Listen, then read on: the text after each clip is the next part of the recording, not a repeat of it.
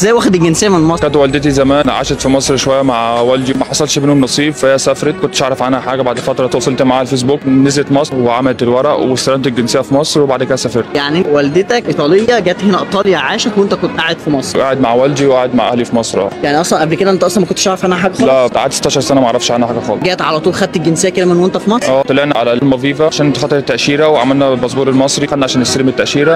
قال لك ما ينفعش، ما لكوش تاشيرات، انت هتطلع على القنصليه على طول ومن غير اي ميعاد ومن غير اي حاجه. المفروض قال لك ميعاد، والدتي طلعت عشان خاطر هي ايطاليه وكده، طلعت واتكلمت معاهم فوق. بعد كده خدنا ميعاد بعدها ب3 ايام على طول، رحنا قدمت الورق بتاعها وقدمت الورق بتاعي واستلمت الجنسيه وانا واقف بعدها بساعتين على طول. انت مش عايش مع والدتك اصلا دلوقتي؟ هي مش ساعدتك وعملت لك الورق؟ بس ما عندهاش شقه وما عندهاش اي حاجه، قاعده مع والدتها وابوها. مفيش اختلاط ما بينك وما لا، بنتكلم كل فين وفين كده. عامل ايه؟ تمام الحمد لله. ما بنتقابلش، بنقابل كل فين وفين كده مره ونقعد مع بعض شويه كده خلاص. طب قول لي، لو جات لك الفرصه انك تتجوز واحده مصريه وواحده ايطاليه، تتجوز مصريه ولا ايطاليه؟ طبعا هتجوز مصريه، لان انا عشت في مصر كتير، بحب عاداتهم وتقاليدهم. اقرب مثل ليا والدتي سابتني ومشت وانا عندي 3 سنين، ودي حاجه ما عجبتنيش. وطبعا اي بنت ايطاليه هتعمل كده لان هي دي عيشتهم وهي دي حياتهم. مجرد ما الواحد يكبر في نظرهم بيسيبوه يشيل مسؤوليته ويشيل حياته. فانا ما انصحش اي حد ان هو يتجوز ايطاليه غير حد هو عاوز يعمل ورق وكده، طبعا بيبقى مجبور ان هو يعمل الكلام ده. انما كان واحد زي لا.